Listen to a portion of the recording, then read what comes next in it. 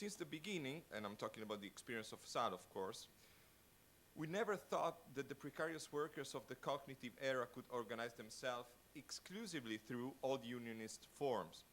For what concerned Italy, only very recently some parts of institutional unions consider the possibility of discussing themes such as income or basic income. Moreover, even if the last 2 years have been characterized by protests organized by precarious people working for cinema, theater, and television industry, it is quite hard to foresee the birth of a national movement similar to that of les intermittents du spectacle in French. The historic labor conditions are too different in the two countries. So, the option on which Sale was built is quite different. We're talking about the creation of a space for independent cultural production, a self-organized model for the metropolitan living labor, a model capable of producing cultural program, research, conflict, and in prospect, even income.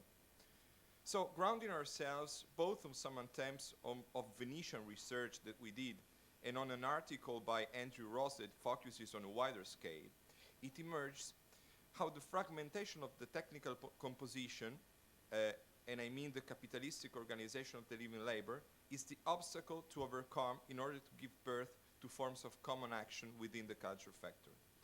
To find the common of the living labor in the era of cognitive capitalism is the necessary condition to overthrow the power relations and the material conditions.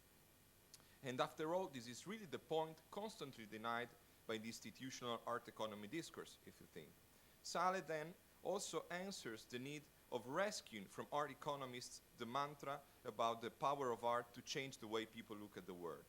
Not because this assumption is false, but because when used by these people, by art economists, it often masks the consolidation of rent positions and the endemic precarity on which the economies of the contemporary are founded. Maurizio Lazzarato, for example, precisely during a seminar at Sale in 2008, described the functioning of art institution as a coexistence of hypermodernity and neo-archaism.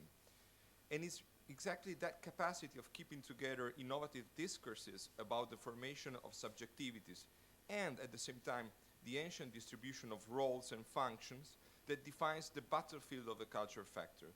A battle that we think must be fought, to quote an old saying, from within and against and within.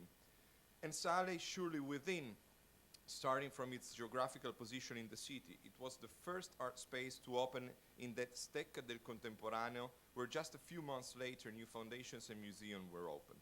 But what defines its being against now? Evidently, Sale is against we're organizing demonstrations at the Mostra del Cinema, at the Art Biennale, at the Pinot Museum. It is against when the answer to this mobilization is police violence or the use of private security guards. But at the same time, Sale is against in a deeper meaning. In fact, its mere existence subtracts physical space to the rent logics, be it private or public, and valorizes it as a common, valorizes this space as a common. It is against because it contrasts the use made by institutional art discourse of the conflicting imagery as a form of governance. It is against because it adds the acknowledgement of the common dimension of artistic and cultural production to the freedom of expression, which, if left alone, never causes a changing of the social relationship.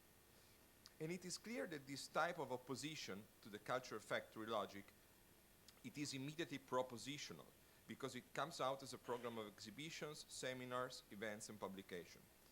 When Sale creates, as it is happening, partnerships with institutional subjects and intercepts economical fluxes, unfortunately still very limited, I must say. So when Sale creates partnership with institutional subjects and intercepts economical fluxes linked to the metropolitan cultural economy, it is exactly interfering with the process in which rent logic and living labor precarizations are prevailing.